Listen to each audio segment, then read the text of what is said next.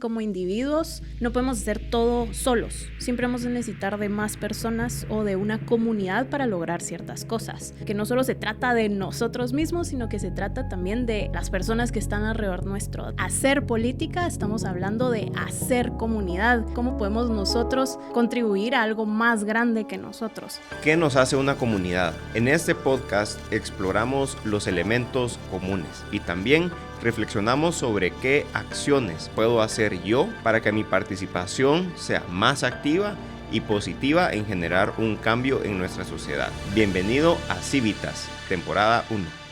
Bienvenidos a otro episodio más de Civitas. Yo soy José Echeverría y en esta ocasión nos acompaña Krista Walters para hablar sobre las instituciones intermedias y el valor que tienen en nuestra sociedad. Krista, ¿cómo estás? Bien, muchas gracias, José, por la invitación y felicidades, porque ha sido un gran esfuerzo y qué bueno que ya está en marcha el podcast. Gracias, ahí estamos en el esfuerzo importante de grabar un podcast. La idea de estas conversaciones es poder salirnos un poco de la coyuntura para analizar las dinámicas de nuestra sociedad, no solo nuestra sociedad, sino las sociedades en general, y evaluar cuáles son las prácticas valiosas, importantes, con cuáles tenemos que tener también precaución o cuidado. Entonces, vamos a hablar hoy de esta dinámica que se da de las instituciones, que hay diferentes nombres. Algunos le llaman instituciones intermedias, instituciones informales, ¿cómo más se les conoce? Sí, cabal, yo creo que eso es súper importante porque si estamos hablando de cómo nos relacionamos con los demás, también estamos hablando entonces de cómo creamos como que nuestras comunidades, y eso es bien importante para saber hacia dónde vamos, hacia dónde nos dirigimos y qué queremos hacer juntos. Correcto. La primera apreciación, creo yo, para iniciar esta conversación es que muchas veces percibimos o se escucha en la sociedad que no nos tenemos que involucrar en política. Sí. ¿Qué piensas de eso? Ay, yo estoy totalmente en contra de esa afirmación de que no tenemos que involucrarnos en política o de que la política es algo sucio, algo feo, porque capaz si regresamos un poquito a lo que significaba la política antes, vamos a encontrarnos con como definiciones o conceptos más alentadores o más bonitos de por qué sí deberíamos de involucrarnos en política. Y es que, digamos, antes, en la antigüedad, pues ser parte de tu comunidad, participar, era como algo súper elevado, algo muy noble que se podía hacer. Entonces, la palabra política viene de la palabra de griego polis, ¿verdad? Los griegos, pues, su comunidad eran las polis o las ciudades. Entonces, cuando decimos hacer política, estamos hablando de hacer comunidad. Y eso suena súper bonito, ¿verdad? ¿Cómo podemos nosotros contribuir a algo más grande que nosotros? Pero digamos que se ha tergiversado o manipulado porque ya no es qué podemos hacer nosotros por nuestra comunidad, pero hay personas que lo han usado para saber o, no sé, poner en marcha algún plan de qué puedo hacer para mí, qué puedo hacer para mi familia en específico, intereses personales. Entonces ahí fue donde se tergiversó, manipuló un poco. O sea, pudiera ser como una transición de la percepción de hacer comunidad, que me fascina ese concepto de hacer comunidad, generar comunidad, a aprovecharme de una comunidad para un fin en específico, como lo hemos visto con los políticos corruptos que han existido recientemente en la historia de los países latinoamericanos, que vemos a políticos o personas que ocupan puestos públicos para favorecer sus propios intereses. ¿Y crees que esa percepción nos genera un daño como sociedad? Porque entonces, ¿quién hace la comunidad y quién fortalece la comunidad entonces? Yo creo que sí nos hace bastante daño porque incluso está esa famosa frase de en la mesa no hay que hablar de política. Entonces la política en general se vuelve todo un tabú y se lo dejamos en manos de otras personas que no necesariamente tienen el interés o el bienestar de todos en su mente. Y entonces ahí es donde vemos donde, por ejemplo, hay índices o muchas cifras que nos arrojan cómo los jóvenes no están tan interesados en política porque justo es meterse en algo sucio, algo que no me va a afectar, pero cuando sean las elecciones ahí veo por quién voto, ¿verdad? Entonces dejamos espacios muy importantes en manos de personas que quizá no tienen los mejores intereses en su mente. Y también me recordaba un montón lo que estabas diciendo anteriormente a este autor que ya te lo he comentado antes, Yuval Levin, que es un autor estadounidense, conservador, y justo habla de cómo en la política hay instituciones, pues en general las instituciones son para formar a las personas, ¿verdad? Pero hay instituciones que en vez de formar a las personas se vuelven, él usa la palabra en inglés performative, no sé cómo se diría o cómo lo podemos traducir, pero que se vuelven como una plataforma, y ahí es donde hay como ese cambio de que hacer comunidad en política es algo bueno, a que las instituciones políticas se vuelven una plataforma para que malas personas las utilicen. Qué interesante esa apreciación. Yo quería regresar a algo que mencionabas con la frase de no hay que hablar de política en la mesa. ¿Te has topado con alguna situación? O sea, ¿cuál sería el peor de los casos de hablar de política en la mesa? A la madre, yo creo que se puede ir lejos, porque hay personas que terminan peleándose, la verdad. Sí. Entonces, ahí podría ser como... ¿Y tú has presenciado alguna pelea de ese tipo? Así La verdad, gruesa, no. Así intenso, no. ¿no? O sea, solo a veces sí se pueden subir los ánimos porque las personas se vuelven Tono como... elevado. Ajá, tonos elevados. Como que hay personas que defienden a muerte su opinión o que no quieren cambiar de opinión. Entonces ahí se vuelve tenso. Pero la verdad, creo que no pasaría de eso. O sea, no pasaría de un desacuerdo o disentir con alguien, con tu familia, con tus amigos. Pero yo creo que si somos lo suficientemente maduros para hablar de política en la mesa, podemos tomar otros pasos ¿Y importantes. cuáles serían tal vez algunas sugerencias o tips? Digamos, vamos a hablar de política en la mesa. Entonces, tú le dices a alguien, mira, yo te aconsejo, te insto, te animo a que hables de política en la mesa. Entonces, no, pero es que, mira, como que mi familia tiene opiniones muy fuertes, diferentes. Entonces, ¿cómo iniciar? ¿Cómo le aconsejarías o qué sugerencias le harías a alguien que quiere hablar de política, pero no sabe si, pues, o sea, cómo se vale la pena, cómo empezar, cómo llevarla? Yo creo que lo primero sería guiar tal vez con el ejemplo, y eso es, si alguien más está hablando, deja que termine su idea, escucha lo que tiene que decir y después ya tú decís lo que querrás decir, tu opinión. Entonces guiar con el ejemplo en eso, de escuchar a los demás. También si vas a decir así cifras, datos, hechos, lo que sea, asegúrate que sean verdad, no sea algo que te sacaste de la manga o solo sea, yo creo que es esto, mi percepción es esto, porque a veces nuestra percepción es una y lo que está pasando es otra. Y es válido que tengamos nuestra percepción de las cosas, pero si querés como argumentar algo con mucha base, pues asegúrate de que los datos que estás diciendo pues sí sean reales. Y la tercera sería que no hay que desanimarse si alguien no piensa como nosotros. Y eso es lo chilero quizá de hablar con otras personas que no siempre van a tener nuestra misma opinión. Quizás si son así opiniones totalmente opuestas, sea algo como incómodo a veces, pero creo que eso es lo divertido de conversar con otras personas, que a veces puede resultar incómodo o puede ser diferente de lo que uno piensa.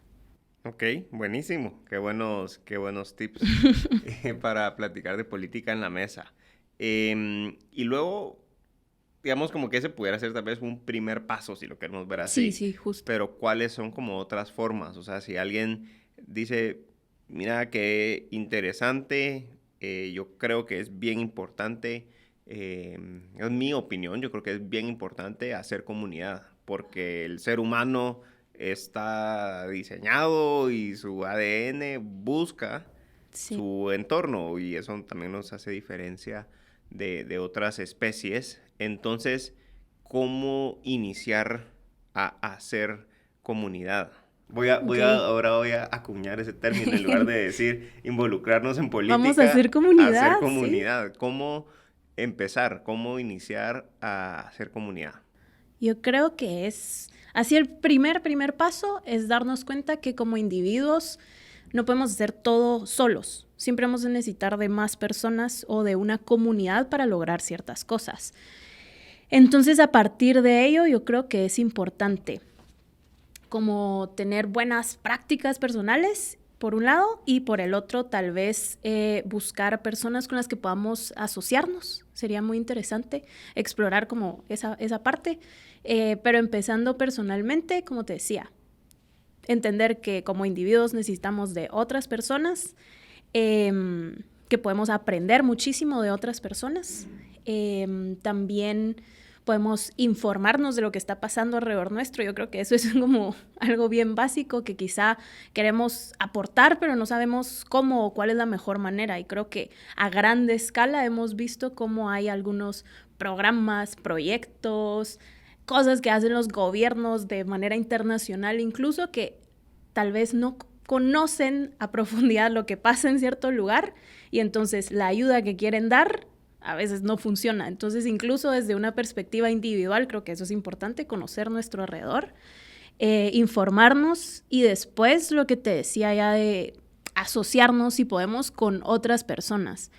Eso significa, no sé, buscar soluciones para algunos de los problemas que hay en nuestro vecindario, con nuestros vecinos, con nuestros amigos en algún club de algún tema que nos interese. Luego ya hay otros niveles de asociación como el MCN o ese tipo de organizaciones de sociedad civil donde podemos convivir con otros jóvenes que tienen causas en común y que podamos buscar actividades, acciones que pues ayuden a esa causa. Ok, y tal vez digamos, en seguimiento, hay personas que dicen que no se puede hacer política, no se puede hacer comunidad desde afuera. Okay. Y que dicen, no, mira, desde la periferia no se va a lograr nada, hay que estar adentro de la política o no se puede para lograr cambios. O para lograr un cambio. ¿Qué opinas de eso? De esa afirmación ajena a mi persona, vale la pena mencionar, de la cual no soy... No es representativo. No es representativo mío, de mi opinión. Yo tengo como emociones encontradas por eso, porque entiendo de dónde viene esa afirmación, porque muchos cambios se logran, yo qué sé, a través de legislación, a través de acuerdos, pero al mismo tiempo se hacen leyes nuevas, se hacen decretos, acuerdos, lo que sea, y muchas cosas no cambian. Entonces, creo que hay muchísimas otras formas de participación ciudadana, no solo involucrándose en partidos políticos o en las instituciones públicas. Como decía, hay asociaciones o hay maneras en las que podemos pues trabajar en conjunto para encontrar soluciones a nuestros problemas.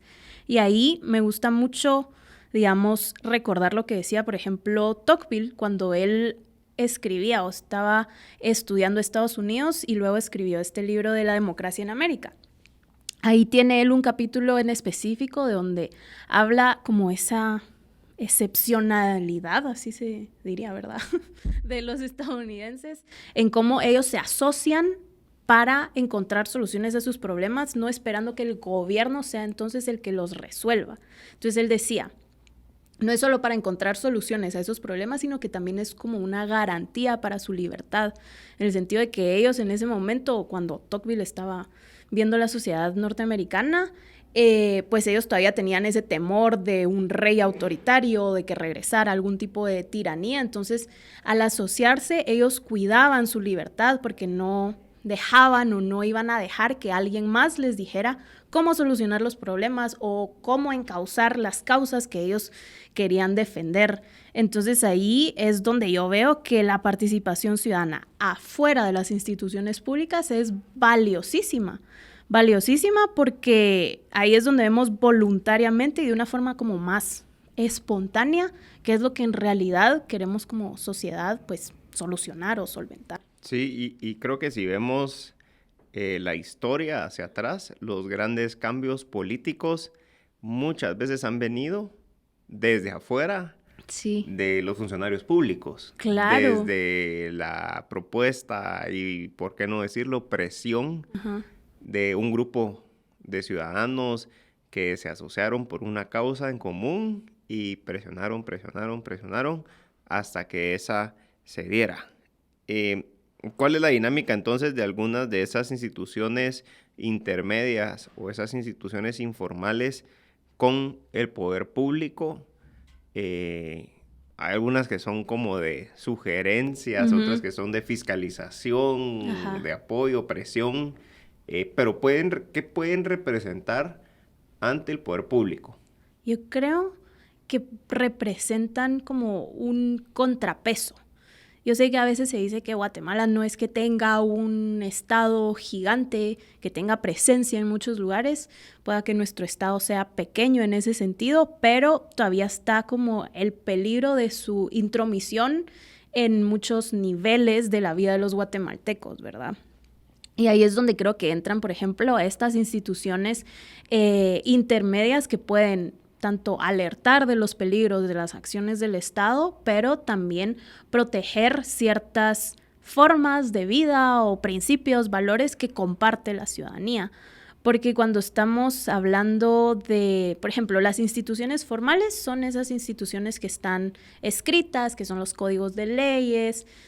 A veces se confunde como los edificios de gobierno, esas no son todas las instituciones, ¿verdad? Sino que son ciertas reglas del juego que están pues delimitadas para llevar unas relaciones en paz o que se determine cierta conducta que es aceptable, ¿verdad? Esas son instituciones formales y que están escritas, por así decirlo. Pero también hay otras instituciones que son las instituciones informales, que no son códigos escritos, pero sí son códigos de comportamiento que más o menos todos sabemos que tenemos que cumplir. Y si no los cumplimos, pues no hay una sanción de que te van a poner una multa o te vas a ir a la cárcel, sino que hay una sanción como de grupo, ¿verdad? Moral. Ajá, moral. Entonces, cuando tú decías que hay ciertas instituciones que son, digamos, protegidas por la sociedad por mucho, mucho tiempo, luego se pueden incluso volver instituciones formales o se pueden volver como códigos de conducta que ya están en la ley. Entonces, ahí es donde yo creo que las instituciones intermedias, o sea, las asociaciones voluntarias de personas, sociedad civil, clubes, demás, tienen una labor bien importante en conservar esas instituciones informales que nos han servido por mucho tiempo para, yo que sé, tener desarrollo económico, avanzar en diferentes áreas y que eventualmente se pueden ya volver instituciones formales, que ya todos estemos de acuerdo que sí han servido y que nos pueden ayudar para el futuro. Ok, entonces podemos decir que tenemos como... que estamos hablando tal vez como de dos elementos. Ajá. Uno es como la participación ciudadana a través de asociaciones, gremios, Sí. medios de comunicación. O sea, todas estas son instituciones intermedias. Ajá. Que por están llamarla de entre alguna- tu familia y Ok. el Estado. Por eso intermedias. Intermedias. Ajá. Pero además de eso, también hay instituciones informales como reglas, Sí. digamos, como mecanismos de convivencia. Ujú. No sé, desde normas que no están escritas como de tradición, Como de cuando vas comportamiento. en el bus y se sube una ancianita o un viejito, entonces tú le das tu lugar. O como forma de agradecimiento le compras unas galletas a alguien. No sé, ese tipo de cosas también son instituciones informales, Ok. como códigos de conducta que nadie te va a sancionar si no lo haces, pero son cosas que venimos haciendo por mucho tiempo, se vuelven costumbre y digamos que regulan la forma en que nos comportamos los unos con los otros. Ok.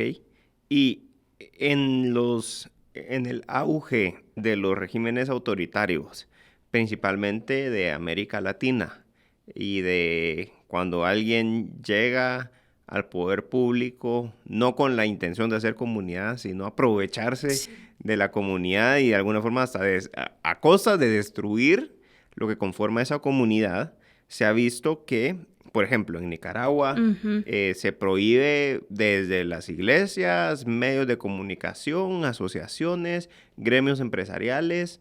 ¿Por qué? A ver, ahí es bien importante entender cuál es el objetivo de estos regímenes autoritarios. Su objetivo es consolidar el poder, ¿verdad? Y quizá luego poder transicionar a volverse regímenes totalitarios donde todo esté bajo bajo la sombría del Estado y la persona que esté en el puesto más alto o hasta arriba sea quien controle todo, ¿verdad? Entonces la acumulación de poder. ¿Y cómo se acumula poder? Pues quitando del camino a quienes se puedan volver una oposición o quienes puedan poner en peligro esa misión.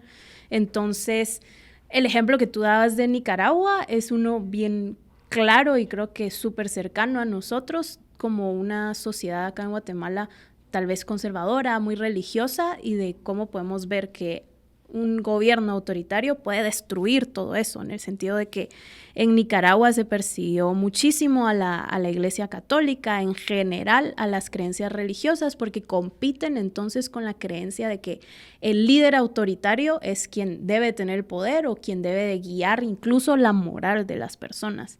Entonces, debilitando esas instituciones, por ejemplo, en este caso las instituciones religiosas, también creo que se va como minando cierta parte de las relaciones que tienen las personas, porque muchos acuden a la iglesia, a misa los domingos o a otros servicios, y eso no es solo por el sentido religioso, sino que por el sentido social de compartir con otras personas, ¿verdad? Entonces, en Nicaragua, al perseguir a la iglesia, al perseguir a cualquier tipo de religión que no comulgue con el gobierno, también se van rompiendo esos lazos sociales entre las personas. Y si se rompen esos lazos, pues, ¿cómo voy a conversar con mis primos, con mis amigos? ¿Dónde me voy a reunir con ellos para conversar y poder traer tal vez a la mesa esas ideas de, ¿viste lo que está haciendo el gobierno? Yo qué sé, cerrando alguna carretera o impidiendo algún producto. Ya no se van a poder dar esas conversaciones y ya no se va a poder cuestionar entonces al poder público. Y ahí yo creo que regresamos casi al inicio de lo que estábamos conversando de hablar o no hablar de política. Totalmente. En la mesa, porque en países donde hay una situación muy lamentable, donde hay un régimen autoritario, los autoritarios lo que buscan es que no se hable de política en ningún espacio. Y eso me recuerda un montón, digamos, a todos esos países que estaban cercanos a Rusia con la Guerra Fría, o pues cuando había un gobierno abiertamente comunista. Ahí, digamos, todos esos países que estaban de cierto lado de, ¿se dice la cortina de hierro o el telón de hierro? Cortina.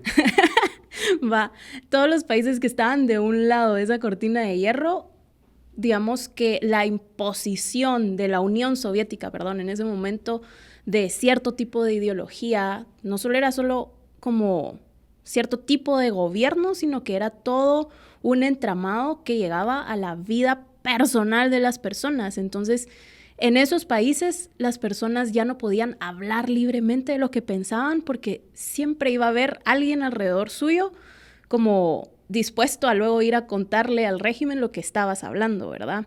Entonces ahí es donde veo también cómo se rompen esos lazos sociales y entonces las personas ya no vas a querer hablar de nada con tus amigos, con tu familia, porque hay cierto temor del que lo que tú estás hablando sea usado en tu contra, y ahí no es solo la parte social, sino que también esencialmente la libertad que tienen todas las personas que está en riesgo. Y algunos dirán a esto, nombre tampoco tan exagerado, pero sí, o sea, hay varios países hoy en día que eso se da. Yo conozco una persona que fue a un país de estos. Total. Y adentro de la casa, con familiares, era como que, no hables porque los vecinos pueden escuchar. Sí, súper orwelliano. Sí, completamente. Pues, Crista, antes de finalizar, ¿qué sugerencias y qué tenemos que tomar en cuenta entonces para una participación más efectiva en hacer comunidad? Ok.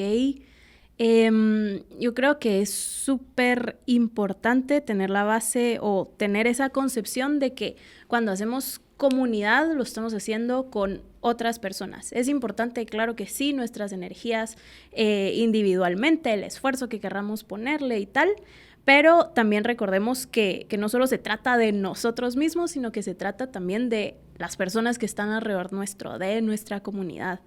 Y en hacer esa comunidad diría que es muy importante también tratar de resguardar cosas buenas que tenemos. Claro que sí, la innovación y las ideas súper chileras para poner en práctica esta participación son necesarias, pero no nos olvidemos que en el pasado hay mucho que se ha hecho que ha funcionado y que podemos tomar en cuenta y que nos puede servir para el futuro. Y eso es también valorar de cierta manera esas instituciones informales de las que hablábamos antes. Que si las valoramos podemos tener eso como base y construir a partir de ahí.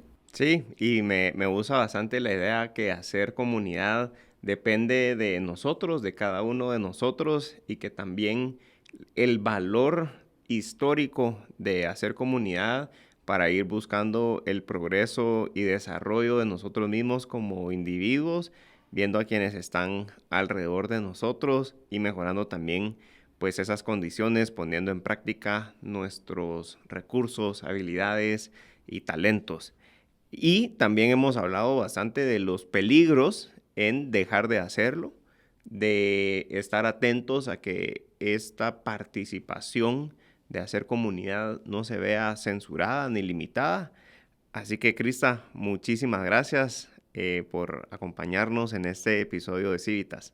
A ti, José, muchas gracias y suerte en los próximos episodios. Gracias, nos vemos en los próximos episodios. Vamos a seguir explorando sobre estas ideas y, más importante, cómo poner estas ideas en acción y ejecutarlas, cuáles vale la pena proteger, cuáles vale la pena estar atentos a estas ideas que pueden representar una amenaza a nuestras libertades y a nuestra dignidad como individuos. Y nos vemos en el próximo episodio de Civitas. Creemos en el impacto de la comunidad, sé parte de ella. Comenta qué te pareció interesante, qué quieres que dialoguemos y conversemos en los siguientes episodios, y deja un review en la plataforma de podcast favorita. Y comparte este episodio con alguien que quieras invitar a formar parte de Civitas.